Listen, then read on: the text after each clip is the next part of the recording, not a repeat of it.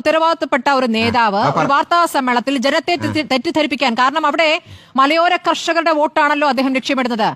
അവിടുത്തെ ക്രിസ്ത്യൻ വോട്ടർമാരുടെ സംരക്ഷകനായി അദ്ദേഹം അവതരിക്കുകയാണല്ലോ. അങ്ങനെ അവതരിക്കുമ്പോൾ ഈ കള്ളം പറഞ്ഞിട്ടാണോ വോട്ട് മേടിക്കുക? നിങ്ങൾ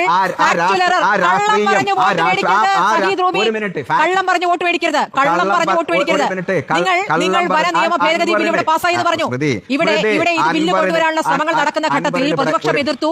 അത് സർക്കാർ ഫ്രീസ് ചെയ്തിരിക്കുകയാണ്. അതെങ്ങനെയാണ് പാസ്സായി എന്ന് പറയുന്നത്? ഇവിടെ വന നിയമ ഭേദഗതി ബില്ല് നിങ്ങൾ കേൾക്കണം. എനിക്ക് പറയാനുള്ളത് കേരളത്തിലെ ജനങ്ങളോടും എൻ്റെ നിലമ്പൂരിലെ മലയോര ജനങ്ങളോടുമാണ്. ഇവിടെ ഒരു പുതിയ ബില്ല് കൊണ്ടുവന്നു, അമെൻമെൻറ്റ് കൊണ്ടുവരിക. ഒരാളും പറഞ്ഞിട്ടില്ല, ഒരു പ്രതിപക്ഷം പറഞ്ഞിട്ടില്ല. ജനങ്ങളെ ആകെ ബുദ്ധിമുട്ടിലാക്കുന്ന ബില്ലായിരുന്നു അത്. അമെൻമെൻറ്റാണ്. സാധാരണ അത്തരത്തിലുള്ള ഒരു അമെൻമെൻറ്റ് കൊണ്ടുവരുമ്പോൾ അത് പത്രത്തിൽ പരസ്യം ചെയ്യണം. വില്ലേജ് ഓഫീസുകളിലും പഞ്ചായത്ത് ഓഫീസിലും ഫോറസ്റ്റ് ഓഫീസിലും ആളുകളുടെ അഭിപ്രായം തേടാനുള്ള സംവിധാനം ഉണ്ടാക്കണം.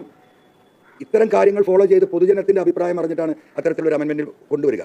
പക്ഷേ ഇരുട്ടിൻ്റെ മറവിൽ ഗസറ്റിലെ ഒരു 4 വരിയിൽ ഒതുക്കി ഒരാൾക്ക് പോലും ഭൂതക്കണ്ണാടി വെച്ച് നോക്കാൻ കഴിയാത്ത വിധം ഗസറ്റിൽ മാത്രം പബ്ലിഷ് ചെയ്തുകൊണ്ട് നിയമസഭാ സമ്മേളനത്തിൽ ഉച്ചയ്ക്ക് നിങ്ങൾക്കറിയാം MLA മാർ ഭക്ഷണം കഴിക്കാൻ ഞങ്ങളൊക്കെ പോകും.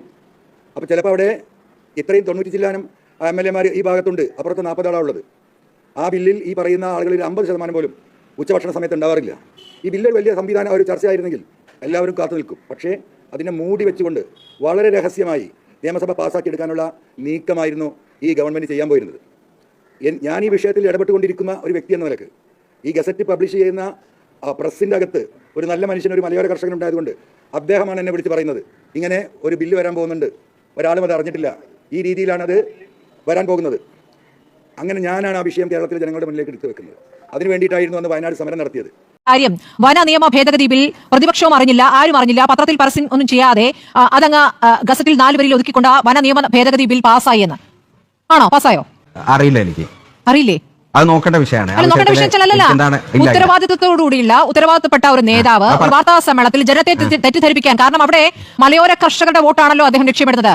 അവിടുത്തെ ക്രിസ്ത്യൻ വോട്ടർമാരുടെ സംരക്ഷകനായി അദ്ദേഹം അവതരിക്കുകയാണല്ലോ. അങ്ങനെ അവതരിക്കുമ്പോൾ ഈ കള്ളം പറഞ്ഞിട്ടാണോ വോട്ട് മേടിക്കുക? തീർച്ചയായിട്ടും അങ്ങനെ ഒരു നിയമം നടപ്പിലായി കഴിഞ്ഞോ?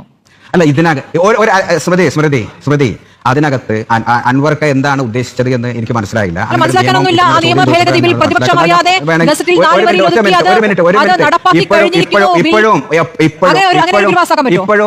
ഇപ്പോഴും അൻവർ ഒരു മിനിറ്റ്, അത് ഒരു സാങ്കേതികത്വത്തിൽ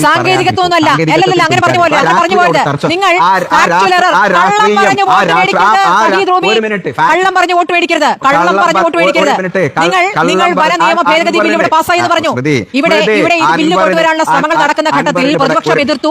അത് സർക്കാർ ഫ്രീസ് ചെയ്തിരിക്കുകയാണ്. അതെങ്ങനെയാണ് പാസ്സായി എന്ന് പറയുന്നത്?